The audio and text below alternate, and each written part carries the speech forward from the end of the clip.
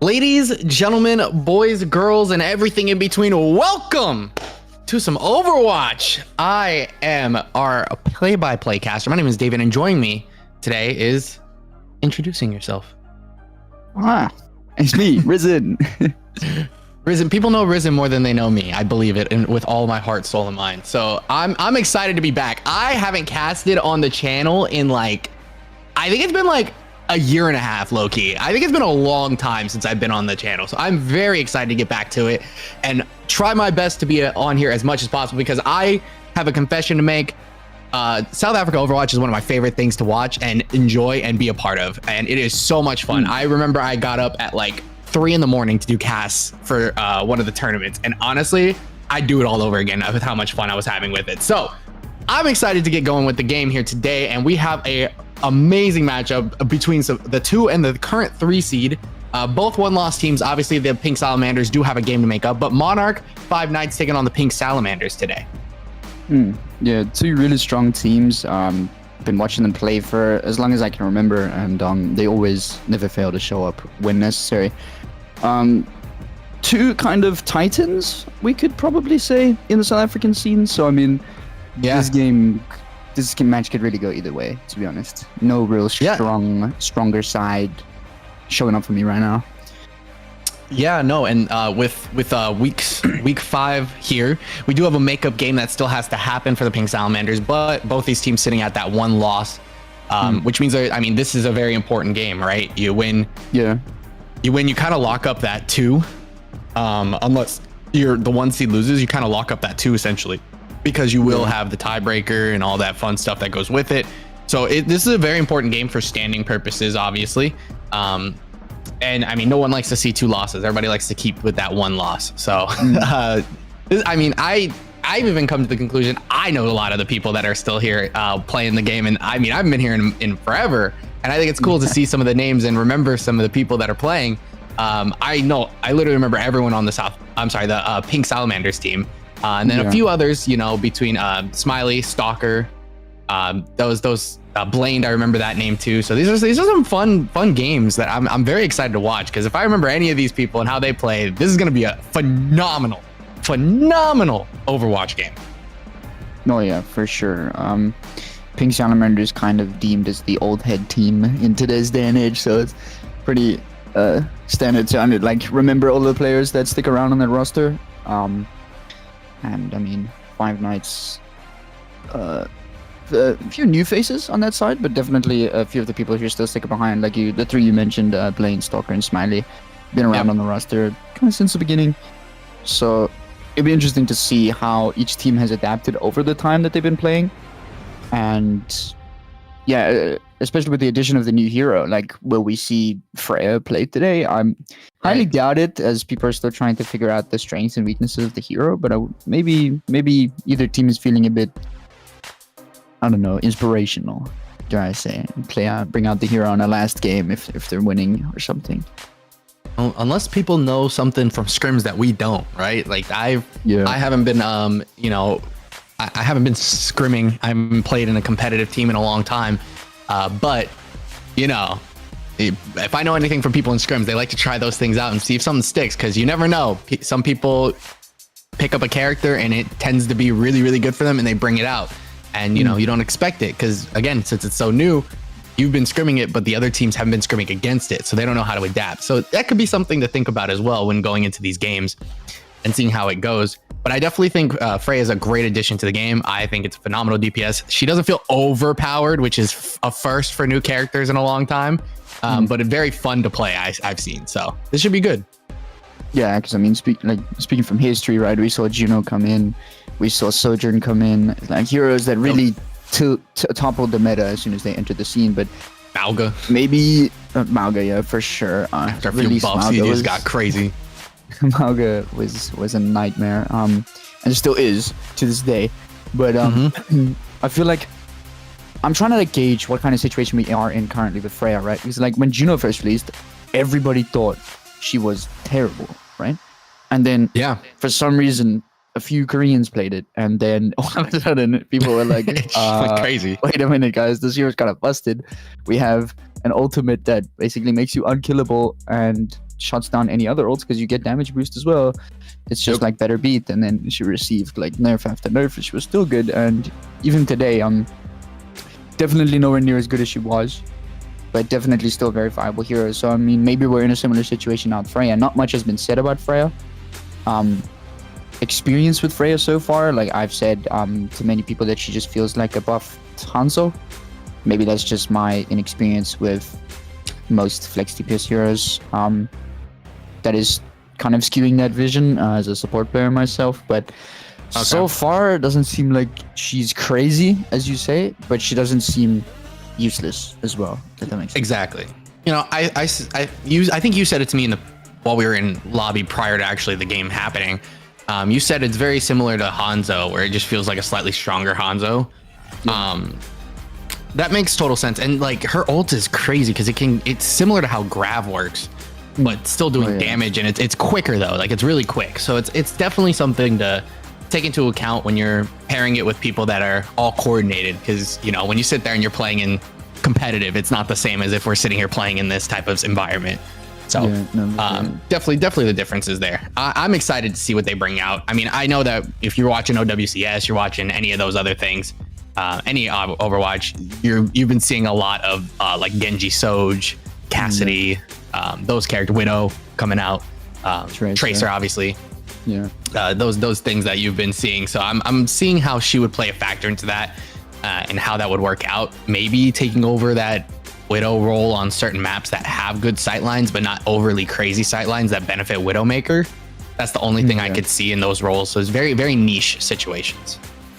I think maybe one of the issues she has right now, and a lot of hitscan-esque, like main damage-esque heroes have currently, is that Sojourn exists. And nothing really can do what Sojourn does currently. Sojourn just being probably the most consistent hitscan currently, outside of maybe like Ashe and Cassidy as well, who are a little bit up there. But Sojourn kind of just does it all, right? And then paired with like a Genji or a Tracer in pretty much any comp. Like I know most of the comps I'm playing now, it's Sojourn with Genji or Sojourn with Tracer, or like we play sometimes a Pharah with Tracer, right? It's like, it seems like Sojourn and Tracer are very common, and Genji now as well. Genji is like probably most overpowered flex DPS currently, so it feels like there's no place for Freya right now. Maybe Freya will find a place soon when people realize what she's all about, or in a future patch. You know, it could go anyway. But enough yap about Freya. Coming in for the map pick from the side of Five Nights, we have Samoa. Common pick seen amongst teams. Kind of figured.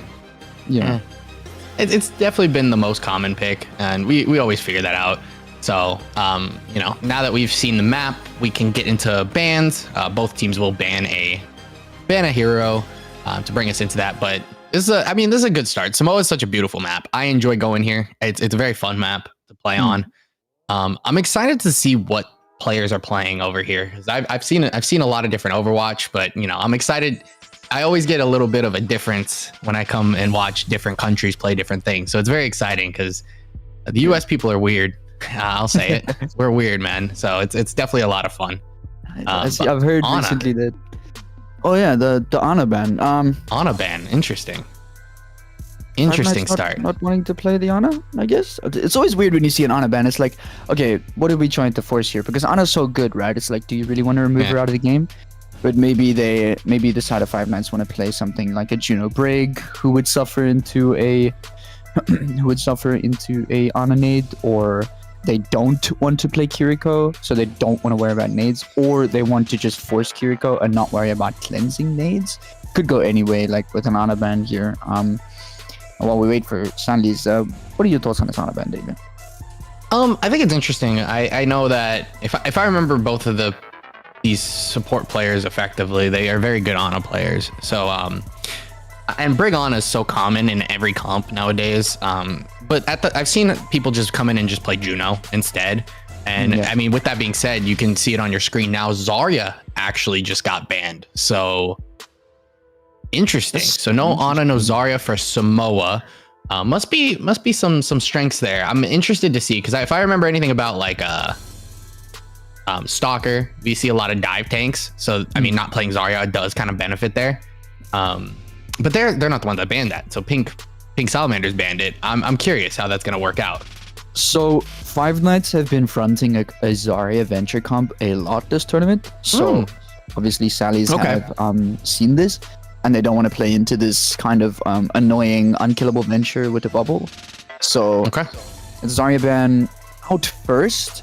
I feel like it's a bit of an all or nothing trade, because they could very much win this map with Five Nights not on their signature comp as of late. Like, yes, they can play other things, but so far it's been a lot of the Zarya. But they have certainly shown other comps, so they are more than capable of not playing the Zarya. So I think Sandy's banning out the Zarya because they don't want to worry about it. It seems good to me, but Five Nights can always just come back and play it in the second map, right? So I feel like if it's all or nothing, maybe Sally's could have waited and seen if they actually wanted to play the Zarya, or played something that was strong into the Zarya, instead of banning it outright. But I guess they didn't practice for this. They don't feel like playing into the Zarya. So on top of that, they just ban it out first. I guess we'll have to see if Five Nights do pull it out in the second map. And then again, we have this Ana ban. It's, again, probably going to see a lot of Kyrilisha this map specifically. Yep. And I mean, we're getting ready to get into this game. All players are in the lobby. Bans, games are ready to go. We've seen everything. I mean, again, we said it at the beginning. These are two titans in the division right now. This should be an awesome game for us to have here at Samoa. And I mean, I'm excited to watch. I'm curious to see what kind of comp, but you're saying they whip out a Venture Zarya comp. I mean, you could easily replace, you can't easily replace Zarya, but like replacing Zarya with maybe like a hazard situation would be something I can see pop up. So we'll see how that goes out for Stalker.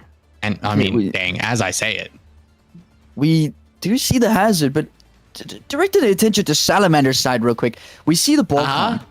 Okay. Fronting the Freya. I'm super interested if that is going to stay. I knew the Life Weaver wasn't staying. Like, just never again on that hero, please.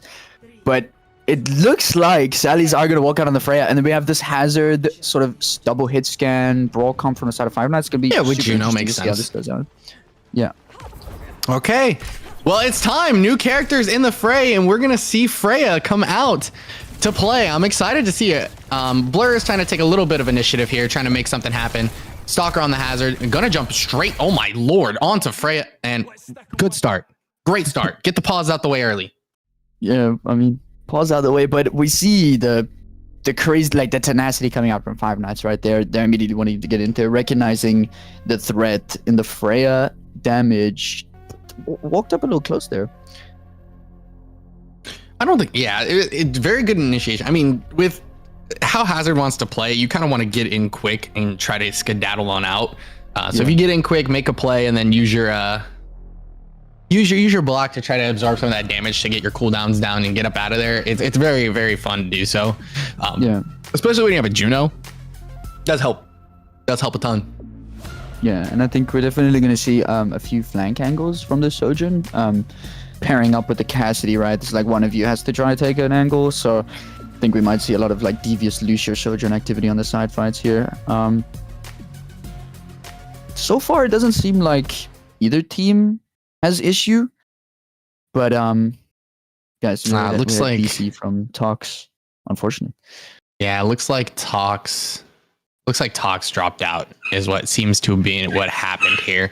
So Tox- that is unfortunate. Tox saw the buffed Hazard and was like, I'm not doing this anymore, man. Yep. Can't be playing. Can't believe you banned my Ana for this.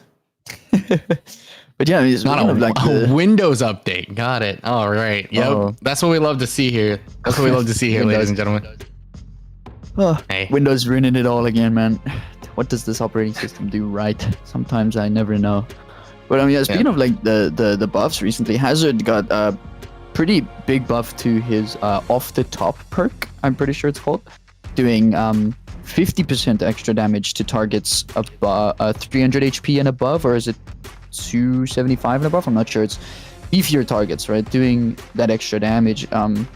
Hazard seems to be in a pretty good spot right now, so wouldn't be surprised if we see a lot more teams fronting with this Hazard. I mean, Hazard was good before, kind of got overshadowed by Ball and Mauga, who crept back up a little bit, like we saw the recent Hangzhou match, where the final match was yet again a lot of Mauga mirrors. And yeah, it seems like because of the patch they're playing on, Mauga in current patch is not that good, so Ball and Hazard have seemed to like taken over again. As of like, I mean, it's been 1 day into the, how many days has it been? 3 days into the patch? Yeah, 3 days into the patch. 4 days, yeah. Hazard certainly looks strong. Ball is, I mean, Ball has been strong for a while, still is strong. Not much got changed about Ball. Winston, on the other hand, though, Winston got a few things done to him. A few nerfs there that doesn't, maybe we won't see that much Winston anymore. I know my team gave up on playing the Winston. We played Ball before, and it's like, okay, sometimes we played Winston, but now we just play Ball. It's like Winston just feels a bit squishy, and also I think I mean, I'll have to check, but I think something got changed about primal cost. Being able to build up that primal with the chain shot perk, it was very, very efficient in doing so. So I mean, getting a primal, but now it seems like Winston is kind of out. So I'm gonna be interested to see what the main tank dive teams tried to switch up, if they still want to play Winston, or if they opt for the off-tank diva option, or if we just see Hazard dive like we did before, or the Ball, as my team is trying to adapt to. Yeah, I mean, listen, this is why you're there. You're here commentating with me, because you know things that I just obviously have not been paying attention to in Overwatch. Definitely, I wanted to say I believe they increased Hazard's leap slash damage, right? Or am I crazy? They increased it on the perk.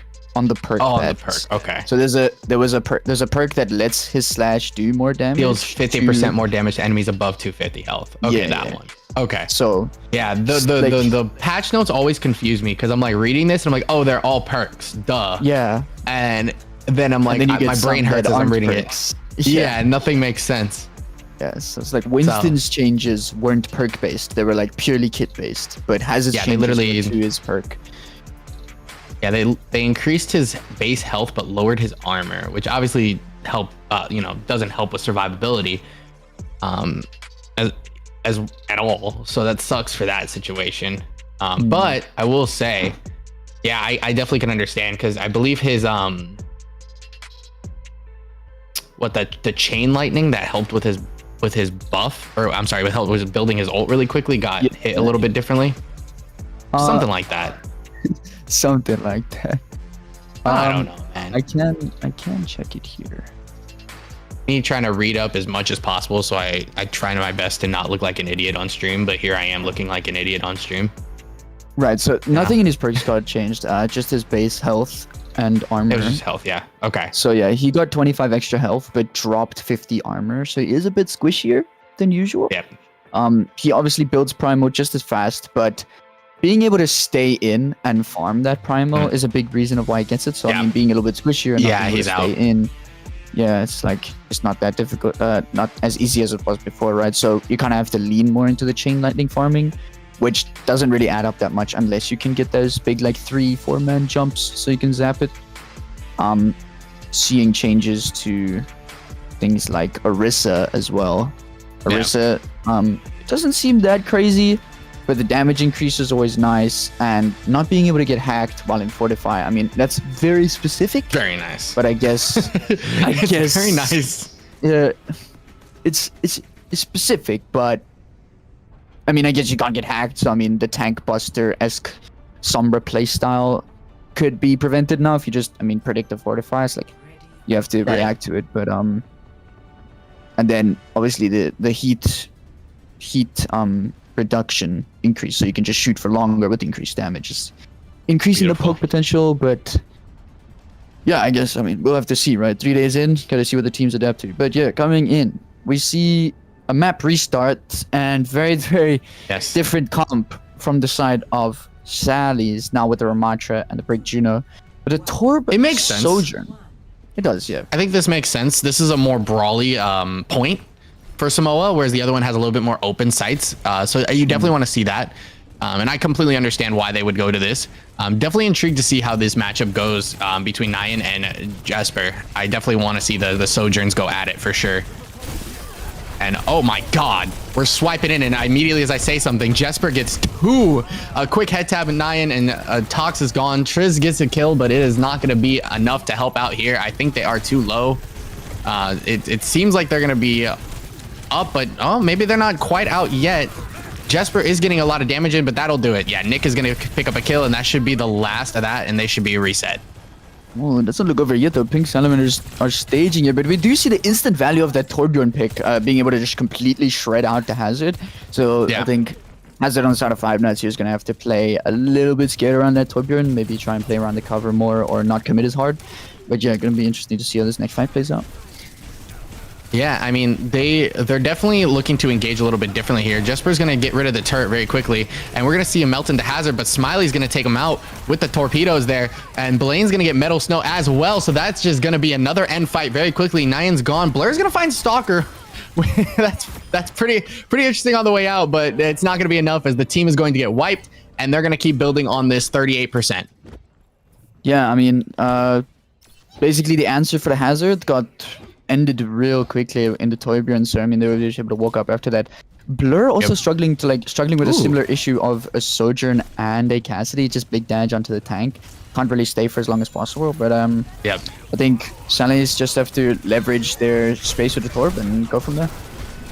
Yeah, and I mean, look how quick Nick got ult. Stalker's down. Blur's actually gonna pop ult here. Is gonna find one. Smiley's gonna get taken out as well. Looking for a second. We'll get it. Jesper's gonna get one, but it's not gonna be enough to help swing this fight, as Pink Salamander's gonna get a quick team wipe just from using the Ramatra ultimate, as Nick did use Rally there. And I just wanted to point out how fast Nick got that, as opposed to where Tox was at when the ult got pulled. Yeah, no, for sure. The big Rally build, it helps winning 2 fights, doesn't it? But yeah, the quick pacing from the side of Sally's, and now we see Five Nights swiping over to the Queen. Yeah, we saw the Queen swap last fight. It wasn't really noticed because of the situation. Jesper gets really low there. Is going to pull gonna pull out ult as well, looking to try to find anything. They're gonna see High Noon come out. Blur's gonna get taken out immediately as getting pushed back in, and that should be an end to this fight very quickly, as Blaine's gonna find another one in this fight. Stalker's very low, trying to stay alive in all this, will not be able to. We're gonna see his satellite come out from Metal. They're gonna match it. We're gonna see both. And Nyan seems like this, they can flip this. Jesper's gonna win the fight against Nyan. Jesper's gonna get 2, and that's gonna be the end of that. Both of the satellites were pulled in that fight. Oh yeah, that's honestly a free answer from Smiley there, like being able to just match the Ray and comfortably win the fight. Now putting it into last fight territory for Salamanders is going to be really tough for them to try and make plays here. They do have the ult economy to do so. They are definitely ahead in that department. So they're going to need to definitely win the mid fight here. You're going to see Blur get a big kill. So maybe not using too many ults if necessary. But they did pull both. So they're going to get Smiley out of here as well. Jesper's going to find Triz. Jesper is going to fall off the map though in the process of this. It is going to force overtime. Blaine's going to walk off too. And that's going to flip the point again. 50% now. And counting for Pink Salamanders. This could be a very close ending depending on how the ults fall here. Yeah, I mean, the quick reset from the side of Five Nights there is really, really big. I mean, coming in now, they have the Queen ult, and Salamanders, unfortunately, has nothing, so it's going to be... I wouldn't be surprised if Five Nights do end up taking this point. Yep, it definitely is in that department, especially when you have the Rampage online and they're looking to pull it off. Big axe coming through, but you're going to lose your Brig real early, so it may not be worth it, but Blur's going to get taken out as well, so tanks are gone. That's going to get 2 with that, but it's now even at 3 apiece. A big win from Triz there, trying to find anything. Triz is going to somehow stay alive out of all that, does not, stays dead now, but now it's really close, 88%. To the 99. Tox is going to go down. Nyan's going to finally get some revenge on Jesper. Nyan's trying to stay alive, is going to get taken out here momentarily. Stalker's knife did take it out, but they're overtime. They're going to be able to touch here. Maybe? They are going to get on. All right, there we go. So now we're just trying to stay alive and there's all this. High Noon's going to pop. Molten Core is going to go in there. They need to touch and they're going to be able to tap, but they're going to get, Metal Snow's going to get taken out. Triz is going to find 2 out of all this. Jesper's going to find 1 with another big ultimate. Tox is going to go down, and that should be the end of that. Very close map 1, but a very good neutral game in the first 2 fights is what put Monarch ahead in this one.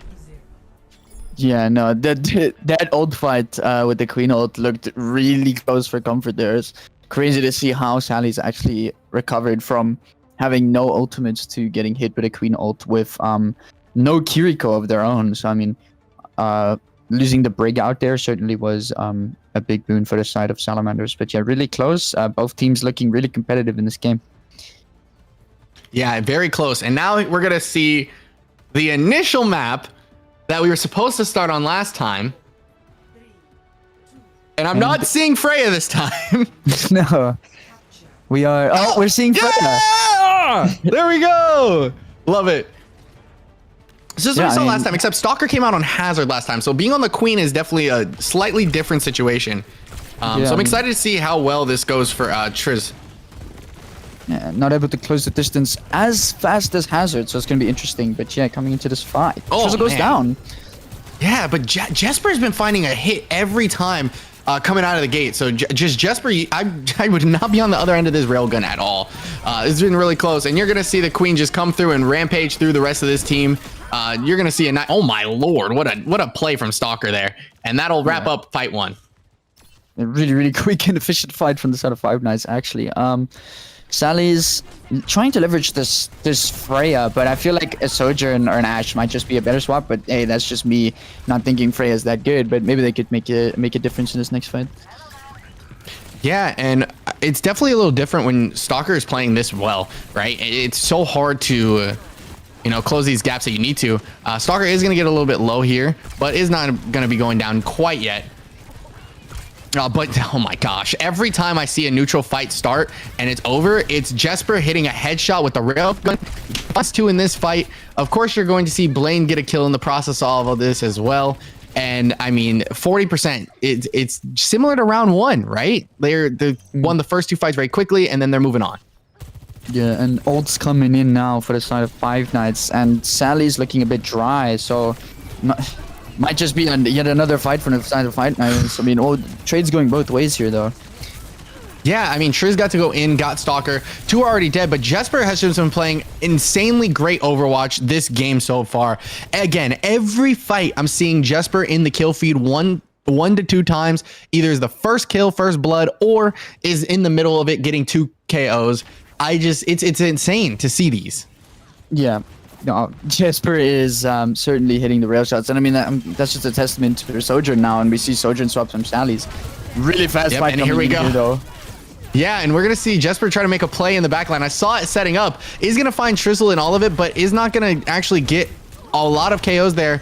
Now we're gonna see a couple of deaths here. Nyan's gonna go down. Blur's gonna find 1. Is trying to touch to make sure that we stick with that. Kitsune rushes out. Smiley obviously down. Beat is going to go in to contest. High Noon is alive. Very low. Oh, Nick is going to go down to the vines. Blaine's going to find Tox. Now you're just trying to make sure that you stay alive in this fight. If you're Pink Salamanders, Blur does get blamed. It's just the Queen on point at the moment. Stalker gets low. Stalker is gone. Jesper's going to find Blur, and I do not think they're going to fight here. They're going to reset. Both tanks are down. But I mean, if you have Jesper on your team, you're looking to just make a play, right? Yeah. No, yeah, for sure. 99%. Five Nights looking really comfortable here. Having the Ray coming in as well. The DPS from Salamanders could build up here, but it's going to be a tough squeeze. Yeah, the first ult online is going to be Smiley's satellite here. And then you're going to see the orbital ray come out right now. And you're going to see Jesper again getting the first pick with a headshot. Tox and Blur are immediately followed up on. And that might do it, folks. Triz is going to go down as well. And that should wrap it up here on map 1 Samoa. Yeah, I mean, not only is Jesper cleaning out the lobby on Surgeon, I mean, it's just a lot of it. Okay, well, not a lot of it. I mean, some of it is due to the hero, right? And I mean, Sally's trying to front this Freya pick. I don't think it can contest anywhere as well as what the Sojourn can. And if you're losing those neutrals because your hits can just can't put out as much damage as the other hits can, I mean, it's just going to be tough to try and pick up the pieces on the way in, right? Yeah. I mean, it's definitely tough because those are the situations you have to try to get out of, because now you're going in every fight and Jesper's getting one almost every fight. So it feels like you have to reset almost immediately every single time. And that is just never fun. So they might need something to close this gap a little bit faster just because of what you're dealing with. But it's also not taking into account the other people that are going crazy, right? Like Blaine is playing well. Smiley's playing well. Nick is playing. Like the whole team is playing very effectively. Yeah. But it's just every time I see something happen, Jesper's hitting a headshot with the railgun. So it's like, what do you do? Yeah, I mean, Sally is playing this ball tracer frontline, right? It's like, okay, we don't have nearly as much ranged pressure or ranged poke as Sojourn Cassidy, right? So I mean, maybe if Sally's tried to go a little bit faster onto one of these hit scans, try and shut them down immediately with the quick burst potential that they have, lean into the dive a bit more. Because I feel like a lot, obviously Sojourn has to build a rail, right, to one-shot somebody. Right. So I think maybe playing a little bit too slow or something along those lines is letting Jesper build up this rail and then just swing with his team and one-shot somebody first fight, right? First pick of the fight, right? So maybe Sally's just have to lean a bit more into this dive, try shut down either hit scan, get a pick and stabilize off of that, and then maybe run them over where one DPS can't really push over their team as much as two, obviously. This Brig Juno backline as well is super sustainy. So trying to get a hit off, it's like not entirely Sally's fault, right? It's like they kind of just ignore your damage almost with the amount of sustain that Brig Juno provides.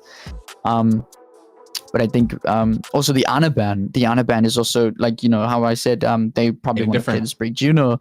So an Ana would be really nice to have in that situation where you could just nade, go for the slam and shut down somebody almost instantly, right? Because they cannot receive the sustain.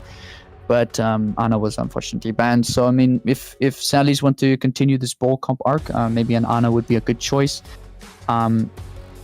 Or trying to just go for this more aggressive play style onto one of their hit scans if they want to play this double hit scan comp from the side of Five Nights. Five Nights still looking really strong. No real chinks in the armor just yet. I mean, we see Jesper getting one-a-fight, Smiley with the crazy ultimates, Stalker creating outer space, and then Blaine also coming in, shining in the moments where he can do so when Jesper is unfortunately not taking up the entire spotlight. But yeah, it's going to be interesting to see the bans coming in from map 2. Yeah, I am intrigued to see it, and we're heading to Junkertown for map 2. So long sightlines are definitely a factor here. So with that being Salamander's pick, of course, they're gonna ban Sojourn, which is understandable after what I just saw in round 1, right? So I mean, so this just says, like, right, they really don't want to play Sojourn or play against it in that matter. So do they really want to play this Freya? Like, I mean, that seems it's either like that or we're going into a Widow duel. We're gonna see Ball get banned. Wall as well. So Sally is unfortunately not going to be able to play their ball comp. I know Blur will be a little sad about that one. This map, I mean, I wouldn't be surprised if either team want to take the poke route with a Sigma, or we do see dive sometimes from the attacking team on maps like this, even the defending team, expecting a Sigma. So a Winston, I know we kind of talked trash on Winston for a good half of the beginning of this broadcast, but I mean, Winston is still a good hero and good into Sigma on top of that, so wouldn't be surprised if we see that. Maybe some divas, maybe some more hazard from the side of Five Nights. What are your thoughts, Steven? Yeah, I'm definitely intrigued how they respond, right? So the Monarchs are going to be the attacking team first.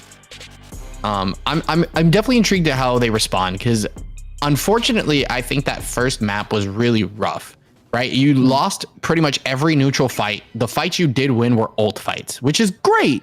But you need to figure out how to win 1 or 2 neutral fights in order to win the game, because that's how you, that's unfortunate. Like it's going to be most of your fights are neutral fights. But I am definitely excited to see the Widow duels.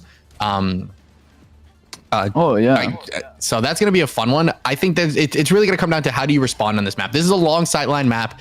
You got a lot of things going on. Ana obviously very strong. You see both the Ana players immediately locking Ana. They missed Grandma for the first map. So I'm intrigued to see what the response is from Pink Salamanders with this specific map. Yeah, and I mean we see Blaine and Trizzle on basically their signature heroes in the Widowmaker. Yep. Very, very common pick for these two players specifically. We did see Jesper hovering over the Freya, but it looks like we're going to take the Ashe instead. Stock on the Reinhardt. I'm interested to see. I'm here for it. I'm a Reinhardt player. I'm here for it. I love it. I'm excited to see, obviously, the Widow duel. Trizzle's going to get immediately taken out by Jesper. And once again, I'm saying it. Jesper's literally gotten first kill with a headshot every freaking fight, man. It has not failed yet. Almost taking out another one in the process of all this, too. It's insane. He's going to go down to metal, though.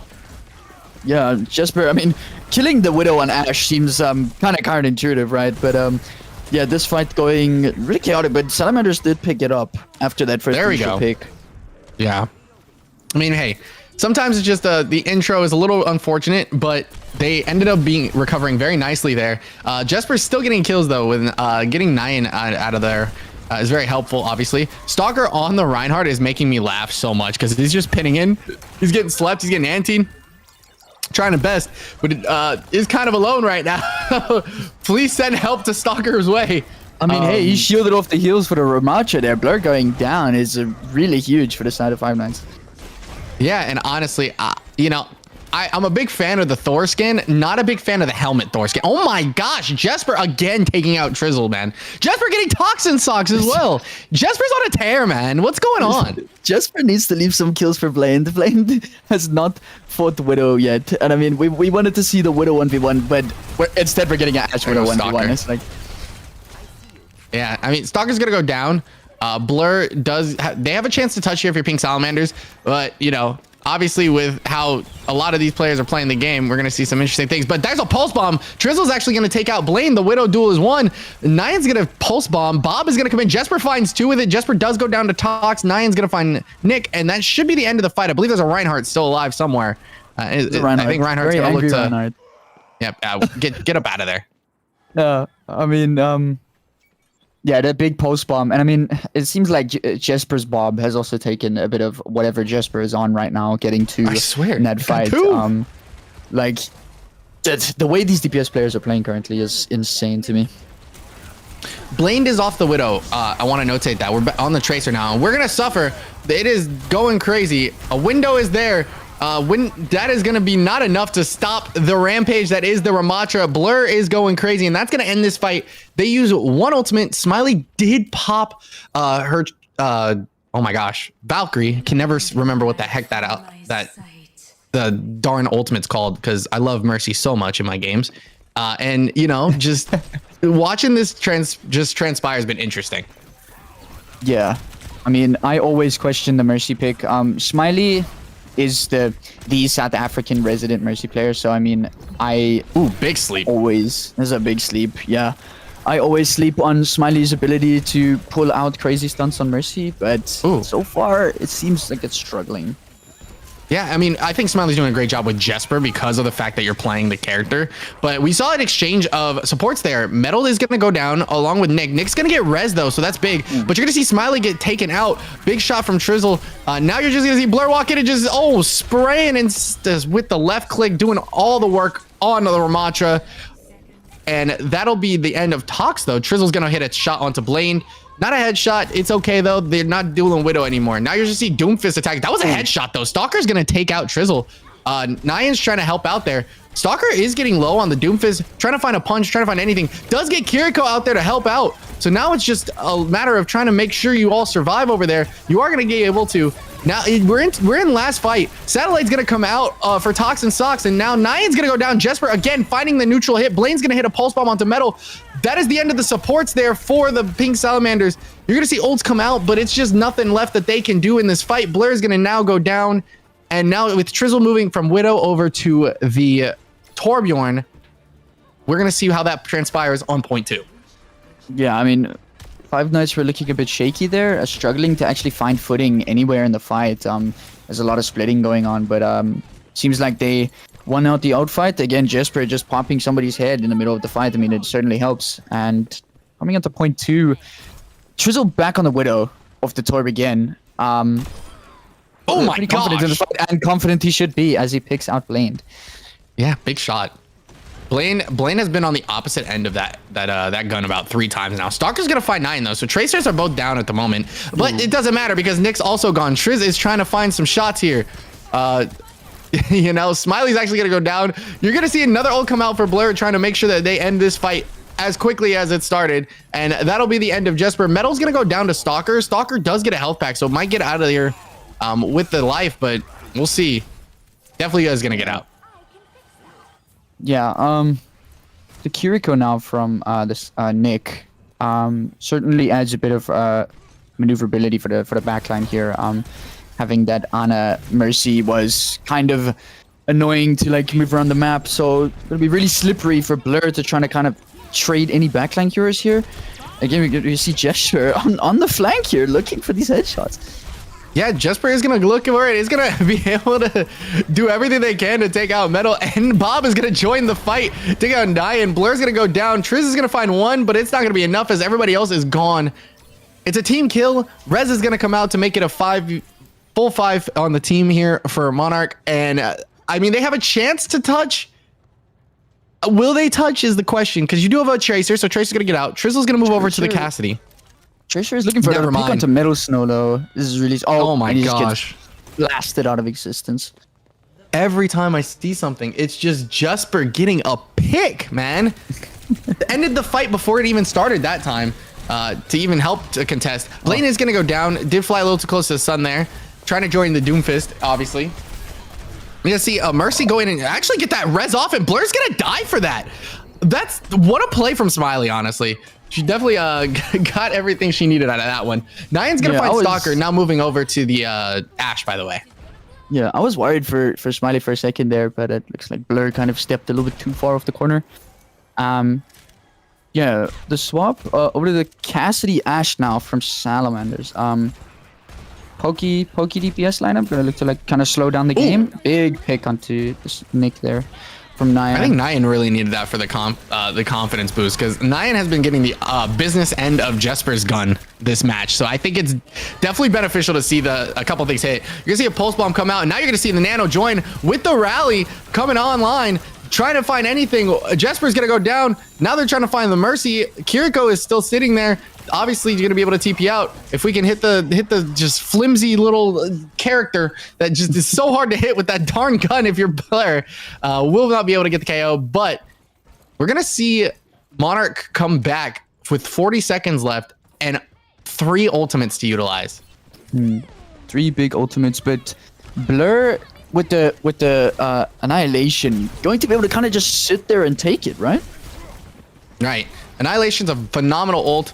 Blaine is going to get low. Nyan, again, finding something important there. Is going to use Annihilation. Does get booped off the side, but Nyan's going to find Smiley too, which is huge. The anti in the room means that Nick is going to go down along with Stalker.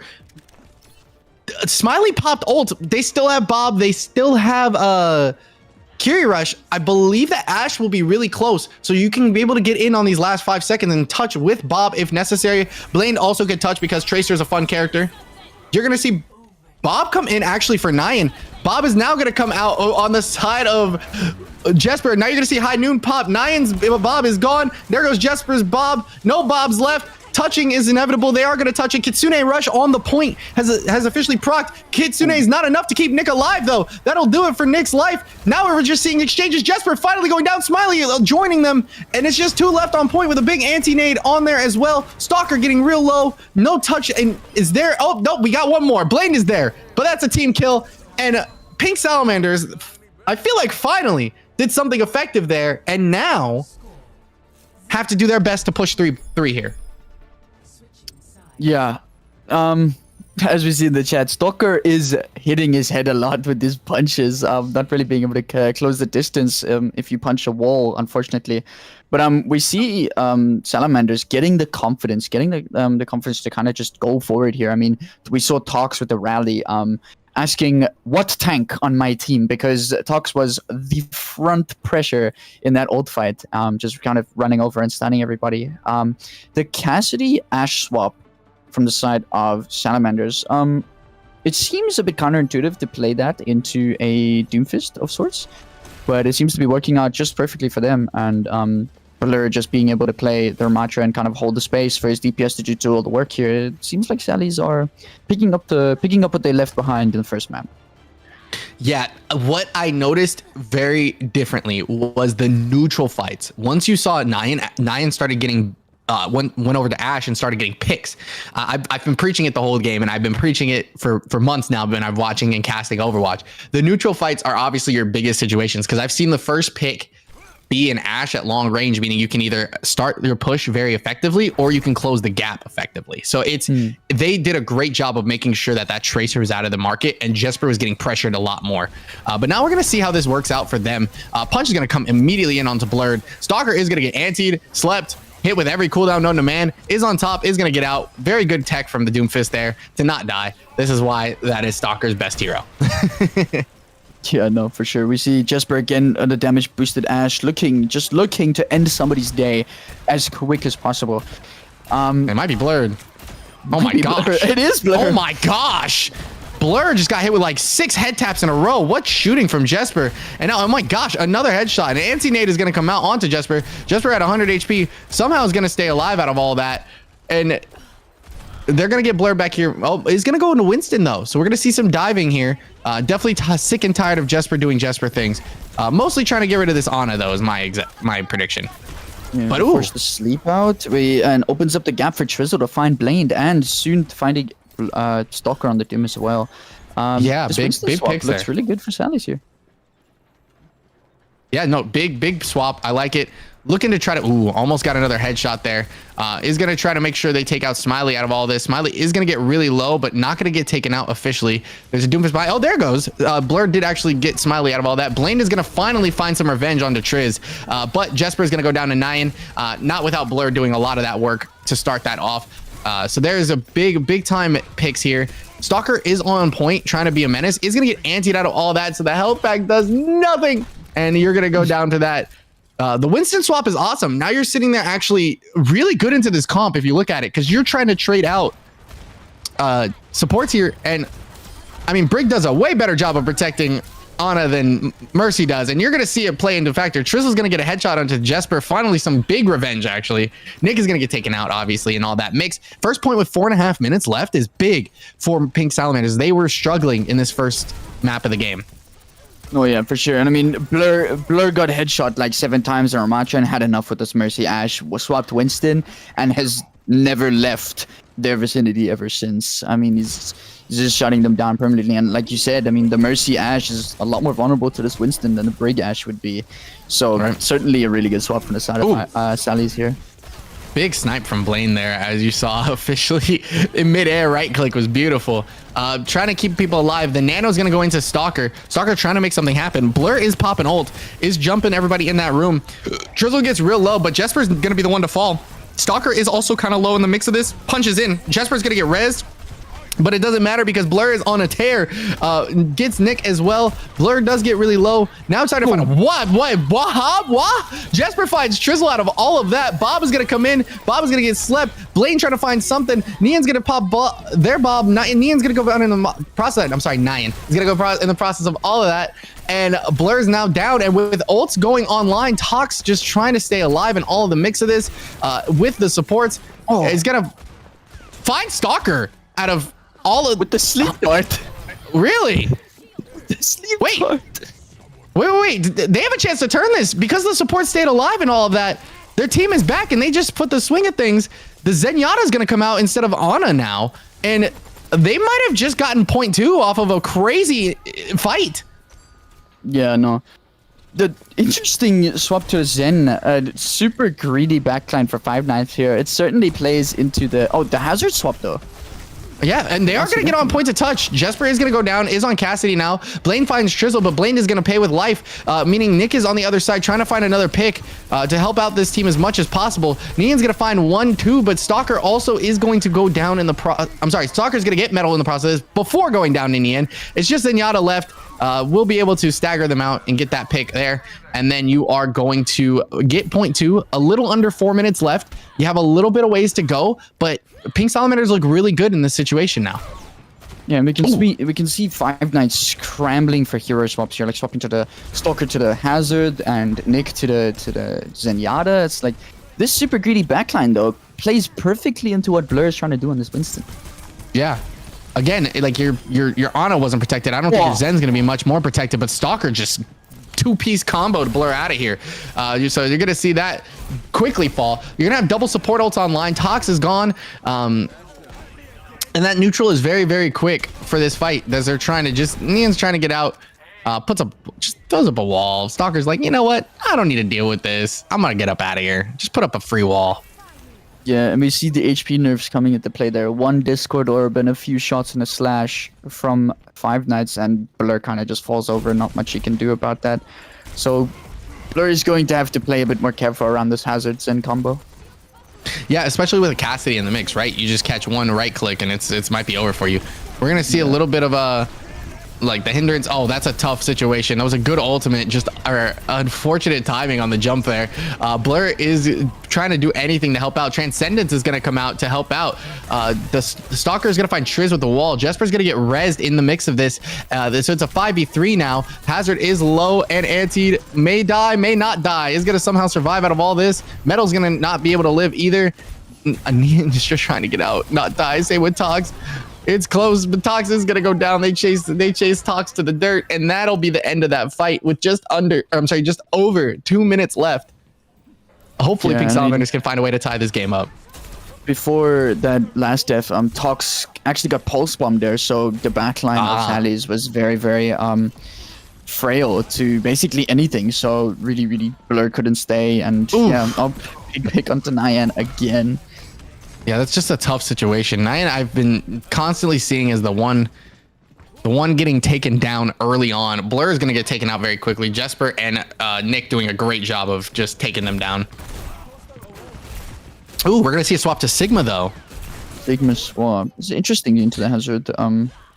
Again, you could be kind of scared of like the dives, but I don't know. Maybe they're confident on this swap. I mean, with the slower pace, you might be able to outlast a little bit of the Zenyatta and the different things that you've been seeing out of Monarch. So I don't mind the adjustment.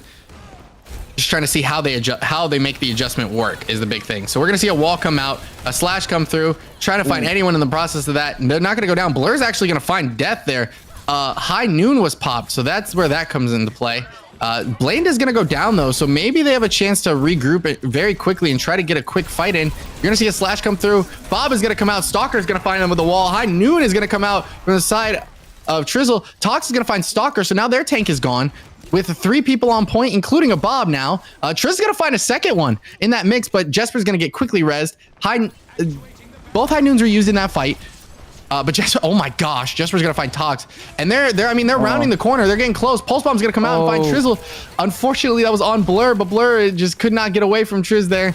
And Blaine is trying to pick up the kill. Metal Snow is done. 25 seconds left. They're staggering Blur out of all this to make sure that they get a very good last fight here. And honestly, the disrespect is crazy.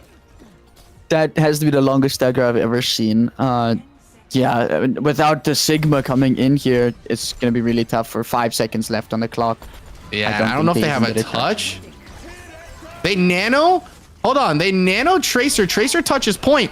Nian's going to find one. Transcendence is going to get taken out. There's a way here that they actually get to point. Blur's coming in. He's going to touch. Nian's going to find Smiley. And when all hope was lost, maybe some hope is found. Trizzle's going to go down. Blur is real low here. Gonna go down for the process of it, but it's just not gonna be quite enough. Kiriko's in the fray of things. Tox is gonna go down, and when you thought they had a chance with the picks, Hazard just cleans it up. The Transcendence was just proven too much, and that'll be map 2, and we are already at match point. Yeah, no, that Reinhardt putting in there was some cinematic value, but unfortunately they just weren't able to finish things off with the Nano Tracer. The Transcendence really helping out there. I mean, Salamander's looking way stronger than they were in the first map for sure. Unfortunately, getting picked out early there in that last fight to the golden box. Just a bit unfortunate. So, I mean, it's not all down and out just yet. This could very much well be a reverse sweep situation. Salamanders, if they just keep doing what they're doing, then there could be a chance. Yeah, I think this is a very, very, very, very close game, right? It's nothing. That map was way closer than, you know, the fact that it's 2-0. The first map obviously was tough, but map 2 definitely was really close. They had a chance to actually win that there, and I'm intrigued to see if they can bounce back and try to take a map with their map pick. The only issue is they win. You know, you pick your map here, you win it. Obviously, get through the first one. You can't pick a map for the rest of the game, right? This is your last choice. So map 3, make it a good one. Make these hero bands worth it, because the Sojourn is going to be right back in the fray, and we've seen what Jesper does on these characters. So yeah, I mean, hey, I thought it was the Sojourn that was the problem, but Jesper did the same thing on Ashe and whatever other heroes were played. I do not recall entirely, but it's, yeah, Jesper. You're gonna check his PC, man. Like, seriously, the amount of shots that are being connected with purely the head. I mean, I swear his headshot accuracy is higher than regular accuracy at this point. Yeah, he's just man, nothing's being missed. It's insane, man. So Salamander's obviously noticing the strength on Winston, so we are going to Hollywood for the pick of Salamanders here. What do you think about this one, Davion? I think Hollywood's good. However, I think it's another big, you know, Ashe Sojourn. Yeah. Obviously Sojourn's strong, but it's a really good Ashe map. That's tough. It's really tough. It's really tough because you can't really do too much. You know, you can't make too many swaps. I mean, what are you supposed to do at this point when you have someone Jesper going crazy? You see a couple, like, obviously, and this is no disrespect as well, because I think Trizzle and Nian have showed up very hefty in that second part of that map, and definitely put Jesper a little bit more in place. But when you have a mercy pocketed Ashe for a majority of the game, it is really hard to fight that. Yeah, I think if the Tracer on Sally's side maybe just harasses that Mercy a little bit more, and now we might see the Winston come back onto screen again. They play around this dive, because I mean the dive certainly will shut down the Mercy Ashe. I mean Mercy's not great into dive, right? Like, you want to chill, you want to pocket your hit scan, you want to do the damage, you want to help out other places where you can. But I mean, if you're moving around too much on Mercy, then you're not getting enough done, right? So if you force the Mercy to move around a lot or just harass her out of positions, then it's certainly easy to punish the Ashe or even the Mercy if she flies into a bad spot. I really want to see Salamanders whip out the Winston. It looked really good for them last map. Just struggling with a bit of the ranged poke that that last point Junkertown had hit them with. No bans just yet, but if you're on the side of Salamanders here, what do you think we should be banning out, Davion? I mean, dude, I don't know. Genuinely, it's hard because, you know, Sojourn's coming right back into the fray of things. I mean, we have our answer. We do see it now. Salamanders is going to go ahead and ban Tracer. Tracer. I mean, I get it. After all I just said about Mercy and Tracer interactions, it feels kind of counterintuitive, banning out the Tracer. But I guess they want to play something different. Maybe a Genji. Trizzle and Nyan. Oh, not really the biggest. Not really the biggest Sorry. DPS players outside of the Tracer for either of them. So maybe we could see a Pharah, an Echo, a Genji, a Junkrat. I don't know at this point. We saw Nyan play Ashe on that point and did a phenomenal job on Junkertown. Yeah. Obviously not the same as Junkertown, but you know. Unfortunately, seeing the Winston ban from Monarch is just devastating because we actually were excited to see Winston from Blur this map. But that's going to be tough. Yeah, I mean, Five Nights defending first. So, like, Sallies are forced to like attack now, and without having the decent, like, comfortable pick of a Winston on attack on a relatively standard dive map. It's like, what do they do now? It's like, yes, the ball is a thing. Blur does play his fair share of ball. D.Va could be a possibility. I'm not entirely sure on Blur's relationship with D.Va, so I wouldn't be surprised if we do see a ball comp. But yeah, without that Winston, it's certainly difficult to get any sort of foothold in. We do I'm see the definitely ball. intrigued. Yeah, I was gonna say ball's probably what's gonna come out. And a Mercy. It definitely, yeah, that makes sense. Mercy D.Va on the side of Stalker though. Yeah, Mercy, like, D.Va in a really good position here to shut down this fire pick from Sally's. Mercy's certainly going to help out with that. Going to need a little bit more than just the D.Va. Jesper on the fire. Oh, they're both whipping out the Pharah. Wait, what? Jesper is the flex DPS for this team. All right. So, hey, listen, I'm here for it. It's very intriguing to see so far. yeah, I mean, it I'm feels just, kind of counterintuitive putting Jesper on the no click heads hero, but I guess Yeah, you know the thing that's been let's winning see you how it maps. goes. Yeah. Well, yeah. So we're gonna see Zenyatta from both sides, and not just Pharmacy for both sides is also interesting to see. But I'm definitely liking the ball rolling through. Oh no! As soon as I said something, got melted, eviscerated, blown up. Even it just so much damage came into Blur. I swear. Metal does take a couple of rockets. Jesper's showing that you just hit rockets too, just like you click heads. Apparently. It's actually crazy that he's just doing the same thing on a projectile here after playing hit scans for the past like hour. All right, like you just, what else do you know? Oh my gosh, Zenyatta almost got a pick there, but Jesper again, opening pick, 2 of them to the count. We are gonna see the D.Va swap from Blur. Blur is actually gonna go down here. We're gonna see maybe a stagger. Yes, they are gonna stagger the baby D.Va. I mean, we saw it earlier. Oh my gosh, we almost killed. Almost got Jesper out of all that. Smiley gonna take out Blur. Like, whoa, calm down. But yeah, after, I mean, the first minute and 15 in this fight, oh my gosh. It just seems like now we every have to stay person on the longer. side of Five Nights likes getting the first pick. They're all just battling for it at this point. It's literally just one kill after another. It's actually insane to see this situation pop up. But I'm a big Hollywood person. I despise this map attacking because it is that little choke and you have to figure out how to break in. You have to get one pick, and then once you get a pick, you can kind of start snowballing. But it's really hard to do so when Pink Salamanders are just falling over one by one and Monarch keeps getting the picks they need. You're going to see Stalker is getting low, but so is Blur. Blur is actually going to get demeched out of all this. Is going to go down, trying very hard to stay alive, but it feels impossible to do so. Brig Zen proving to be a better backline than we initially thought.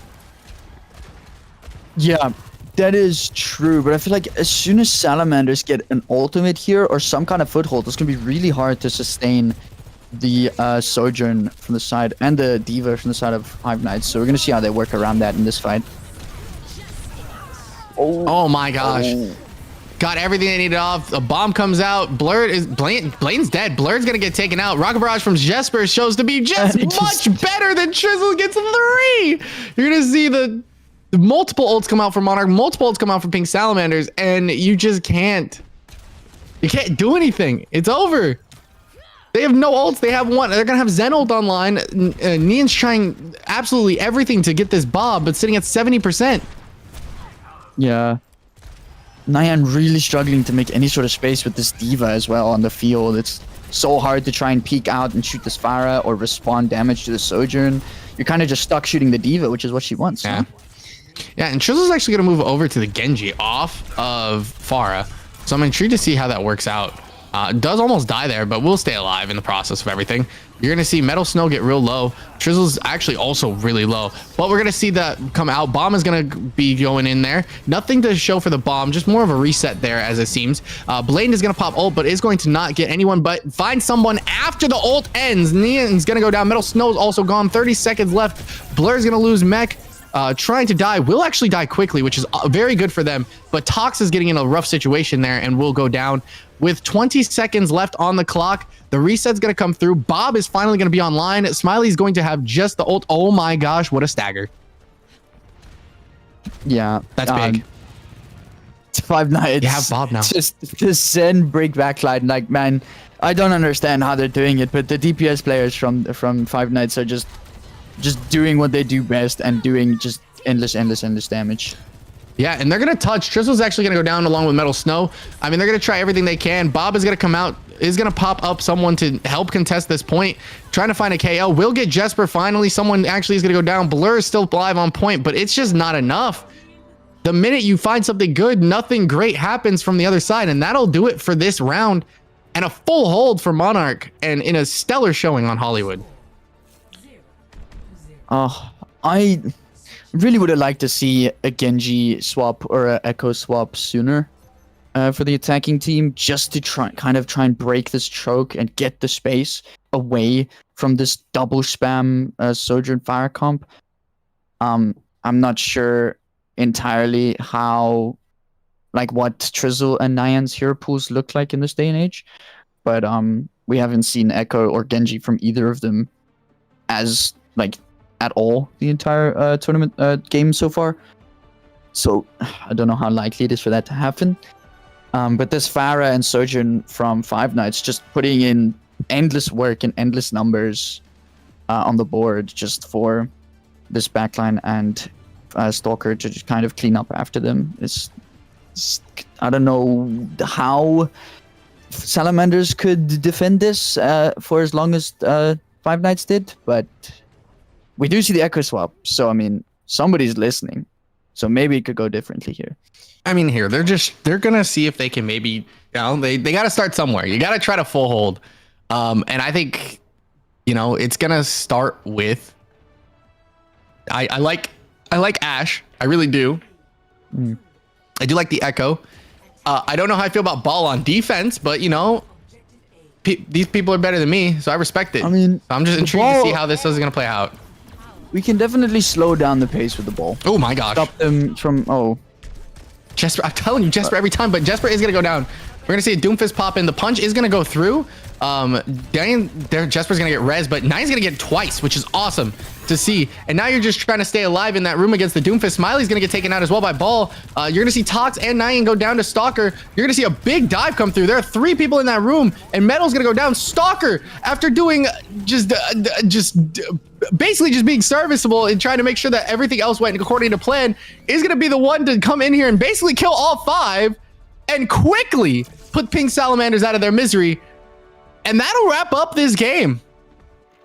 Man, super sad to see a 3-0, but both teams tussle it out. I mean, Monarch 5 Nights definitely looking strongest on this map now, Hollywood. But the previous 2 maps was fairly close for both teams. But 5 Nights just showing that they are that little bit better and pushing through to the end, getting a comfortable 3-0.